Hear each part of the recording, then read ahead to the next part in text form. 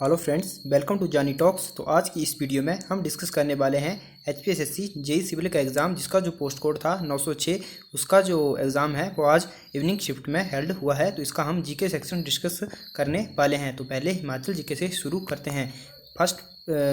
First question है, Lakshmi Narayan temple of Chamba is the group of. Chamba का लक्ष्मी नारायण मंदिर समूह है। दोस्तों, चंबा का जो लक्ष्मी नारायण मंदिर है वो 6 मंदिरों का समूह है। तो इसका ऑप्शन ए जो है वो सही हो जाएगा, 6 टेम्पल्स। तो दोस्तों, चंबा का जो लक्ष्मी नारायण मंदिर है ये है राजा साहिल वर्मन के द्वारा बनाया गया था। तो इसका ऑप्शन ए जो है वो सही हो जाएगा। अगला प्रश्न है, Una district was formerly known as. Una district formerly known as, तो ऊना जिले का औपचारिक रूप में जाना जाता था। दोस्तों, ऊना जिले को औपचारिक रूप में जसमा दून के नाम से जाना जाता था। तो इसका ऑप्शन डी जो है वो सही हो जाएगा, जसमा दून। और जो बनेड़ है ये है सुंदरनगर का पुराना नाम था, और धनेरी जो नूरपुर का पुराना नाम था। किरग्राम बैजनाथ का पुराना नाम था। अगला प्रश्न है, Nora Richard lived at which place in HP। Nora Richard Himachal Pradesh के किस स्थान पर रहते थे? तो दोस्तों, ये रहते थे कुल्लू के नगर में। तो इसका ऑप्शन ए जो है वो सही हो जाएगा। जो ये कुल्लू का नगर है उसमें नोरा रिचर्ड्स रहते थे। और अंद्रेटा जो है दोस्तों ये फेमस है, रोरिक आर्ट गैलरी है यहाँ पे। अगला जो प्रश्न है, what is the literal meaning of Minjar. Minjar का शाब्दिक अर्थ क्या होता है? दोस्तों, जो मिंजर का शाब्दिक अर्थ होता है मेज़ फ्लावर, यानी कि मक्के का फूल। तो इसका ऑप्शन ए जो है वो सही हो जाएगा, मेज़ फ्लावर। और दोस्तों, ये मिंजर जो है मिंजर मेला, यानी कि मिंजर मेला जो है वो चंबा ज़िले में मनाया जाता है। दोस्तों, अगर अभी तक आपने वीडियो को लाइक नहीं किया है तो जल्दी से वीडियो को लाइक कर दीजिए और हमारे चैनल को सब्सक्राइब करना ना भूलें। ऐसी इन्फॉर्मेटिव वीडियो के लिए हिमाचल प्रदेश से संबंधित सभी कॉम्पिटिटिव एग्जाम की तैयारी के लिए हमारे चैनल के साथ आप जुड़ सकते हैं। अगला प्रश्न है, the headquarter of army training command is located at which place in HP। Army training command का जो मुख्यालय है वो हिमाचल प्रदेश के शिमला में है। तो इसका ऑप्शन डी जो है वो सही हो जाएगा, शिमला में है आर्मी कमांड का मुख्यालय। अगला प्रश्न है, Dungri fair celebrated at which place in HP। Dungri मेला जो है दोस्तों वह मनाली में मनाया जाता है। तो इसका ऑप्शन बी जो है वो सही हो जाएगा। हिडिंबा जो मंदिर है, हिडिंबा देवी का जो मंदिर है वहाँ पे लगता है डुंगरी मेला। यह मई मंथ में मनाया जाता है। अगला जो प्रश्न है, Shunto is a folk dance of which district. दोस्तों, सुनतो जो है वो किन्नौर जिले का एक लोक नृत्य है। तो इसका ऑप्शन ए जो है वो सही हो जाएगा, सुनतो जो है वो किन्नौर जिले का लोक नृत्य है। अगला प्रश्न है, धौला सिद्धा पन बिजली परियोजना किस नदी पर बना है? दोस्तों, जो धौला सिद्धा पन बिजली परियोजना है यह हिमाचल प्रदेश के सतलुज नदी पर बनी है। तो इसका ऑप्शन डी जो है वो सही हो जाएगा, सतलुज नदी पर बनी है धौला सिद्धा जो परियोजना है। अगला प्रश्न है, total number of municipal corporation in HP is. Himachal Pradesh में महानगर पालिकाओं की कुल संख्या है। दोस्तों, हिमाचल प्रदेश में महानगर पालिकाओं की कुल संख्या है 5। तो इसका ऑप्शन बी जो है वो सही हो जाएगा। अगला प्रश्न है, how many district of Himachal have till 1966। तो हिमाचल प्रदेश में 1966 तक जिले थे। तो दोस्तों, ये थे 10 जिले। तो इसका ऑप्शन सी जो है वो सही हो जाएगा। अगला प्रश्न है, in which year was the treaty of Sugauli between the Gorkhas and the British signed. गोरखों और अंग्रेजों के मध्य संगोली की संधि किस वर्ष हस्तांतरित हुई थी? तो दोस्तों, ये हुई थी 1815 ईस्वी में। और इससे जो गोरखाओं का जो शासन था वो भारत से समाप्त कर दिया गया था। गोरखा कमांडर अमरजीत सिंह थापा को भारत छोड़कर जाना पड़ा था। अगला जो प्रश्न है, Bilaspur town was founded by. दोस्तों, बिलासपुर की जो स्थापना थी वो दीपचंद के द्वारा करी गई थी। तो इसका ऑप्शन सी जो है वो सही हो जाएगा, बिलासपुर की स्थापना दीपचंद के द्वारा करी गई थी।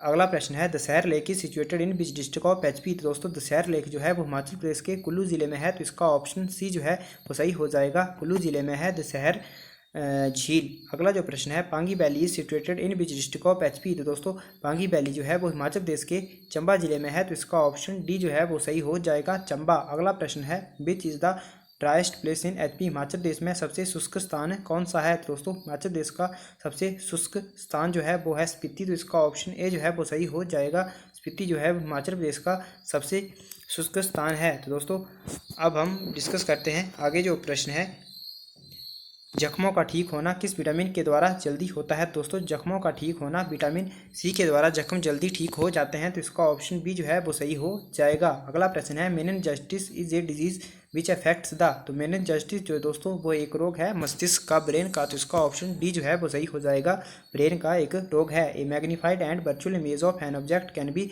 Obtained using. दोस्तों, डैश डैश का उपयोग करके एक वस्तु का वर्धित और आभासी प्रतिबिंब पाया जा सकता है। तो दोस्तों, अवतल लेंस का प्रयोग करके इसका ऑप्शन जो सूर्य अवतल दर्पण का प्रयोग करके आवर्धित और आभासी प्रतिबिंब पाया जा सकता है, तो इसका ऑप्शन बी जो है वो सही हो जाएगा। अगला प्रश्न है, what is added to industrial ethanol to make it unsuitable for human consumption. औद्योगिक इथेनॉल में इंसानों के लिए अनुपयोगी बनाने के लिए क्या मिलाया जाता है, तो दोस्तों उसमें मेथेनॉल मिलाया जाता है, तो इसका ऑप्शन सी जो है वो सही हो जाएगा। अगला प्रश्न है, according to Jain literature the first tirthankar was. Jain साहित्यों के अनुसार प्रथम तीर्थकर थे, तो दोस्तों जैन साहित्य के प्रथम तीर्थकर जो थे वो थे ऋषभदेव, तो इसका ऑप्शन ए जो है वो सही हो जाएगा। और दोस्तों जो पार्श्वनाथ थे ये 23वें नंबर के तीर्थकर थे, और जो महावीर स्वामी थे वो अंतिम यानी कि 24वें नंबर के तीर्थकर थे। अगला प्रश्न है, the achievements of Samudragupta are described in the. Samudragupta की उपलब्धियाँ इसमें वर्णित हैं। दोस्तों समुद्रगुप्त की जो उपलब्धियाँ हैं वो इलाहाबाद स्तंभलेख में है, यानी कि इलाहाबाद के प्रयाग में जो स्तंभलेख है उसमें है समुद्रगुप्त की उपलब्धियां वर्णित। अगला जो प्रश्न है, let no man ask a man sect or caste whose dictum was this. कोई व्यक्ति किसी का धर्म व जाति ना पूछे, यह कथन किसका था। दोस्तों ये जो कथन था ये था कबीर का, तो इसका ऑप्शन ए जो है वो सही हो जाएगा।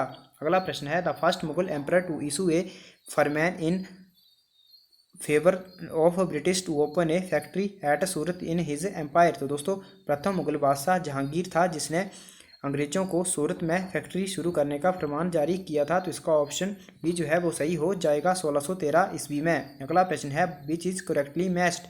निम्न में से कौन सा जोड़ा सही है, तो दोस्तों इसमें जो ऑप्शन ए है वो सही हो जाएगा। केसरी जो समाचार पत्र था वो बीजी तिलक यानी कि बाल गंगाधर तिलक के द्वारा जारी करा गया था।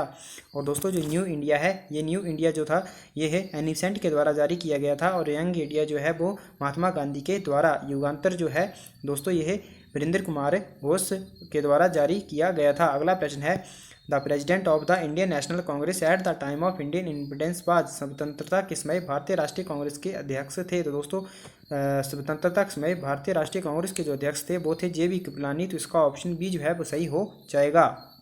अगला प्रश्न है, fundamental freedoms under article 19 are suspended during the emergency caused by. तो अनुच्छेद 19 के अंतर्गत जो मौलिक स्वतंत्रता विलंबित रहती है इसके कारण आपातकाल घोषित हो दोस्तों, तो इसका ऑप्शन ए जो है वो सही हो जाएगा। युद्ध या फिर बाहरी आक्रमण, वार और एक्सटर्नल एग्रेशन के कारण जो आपके अनुच्छेद 19 के जो मौलिक अधिकार हैं वो रद्द कर दिए जाते हैं। अगला जो प्रश्न है, the first no confidence motion moved in the Lok Sabha after independence was in which year. तो दोस्तों लोकसभा में आज़ादी के बाद प्रथम अविश्वास प्रस्ताव 1963 में लाया गया था, तो इसका ऑप्शन ए जो है वो सही हो जाएगा। अगला प्रश्न है, the chairman of public account committee is. लोक लेखा समिति के अध्यक्ष हैं दोस्तों। लोक लेखा समिति जो होती है इसके जो अध्यक्ष होते हैं वो विपक्ष के नेता होते हैं और उनकी नियुक्ति स्पीकर द्वारा की जाती है, तो इसका ऑप्शन बी जो है वो सही हो जाएगा। और लोक लेखा समिति के सदस्यों की संख्या है 22, 15 लोकसभा के और 7 राज्यसभा के रहते हैं। अगला प्रश्न है, which tax is not levied by the union government. कौन सा जो टैक्स है वो केंद्र सरकार द्वारा नहीं लगाया जाता। तो दोस्तों जो व्यवसाय कर है, प्रोफेशन टैक्स है, वो केंद्र सरकार के द्वारा लगाया नहीं जाता है, तो इसका ऑप्शन सी जो है वो सही हो जाएगा। अगला प्रश्न है, when was the RBI taken by the government. सरकार ने RBI को अधिकृत कब किया। तो दोस्तों सरकार ने RBI को 1949 में अधिकृत किया था, तो इसका ऑप्शन बी जो है वो सही हो जाएगा। अगला प्रश्न है, RBI की जो स्थापना थी वो 1935 में करी गई थी। अगला प्रश्न है, at the core of the earth the temperature is estimated to be around. पृथ्वी के क्रोड में अनुमानित तापमान लगभग है। तो दोस्तों पृथ्वी के क्रोड में अनुमानित तापमान जो है लगभग वो 6000 डिग्री सेल्सियस का रहता है, लेकिन दोस्तों इधर क्या ऑप्शन में नहीं है, तो आप कमेंट करके बता दीजिए। आप कमेंट करके बता दीजिए कि इसका आंसर क्या रहने वाला है। अगला जो प्रश्न है, the phenomena of aurora borealis is due to radiation from. तो उत्तर ध्रुवीय ज्योति की जो घटना है दोस्तों वो आइनोस्फीयर में होती है, तो इसका ऑप्शन बी जो है वो सही हो जाएगा। आइनोस्फीयर में ऑरोरा बोरियलिस की घटना घटित होती है। अगला जो प्रश्न है, the term parkland is used for. तो दोस्तों जो टर्म पार्कलैंड है वो ग्रासलैंड के लिए यूज की जाती है, तो इसका ऑप्शन ए जो है वो सही हो जाएगा। सवाना जो है वो इसका सही आंसर हो जाएगा। सवाना जो है इसका सही आंसर हो जाएगा।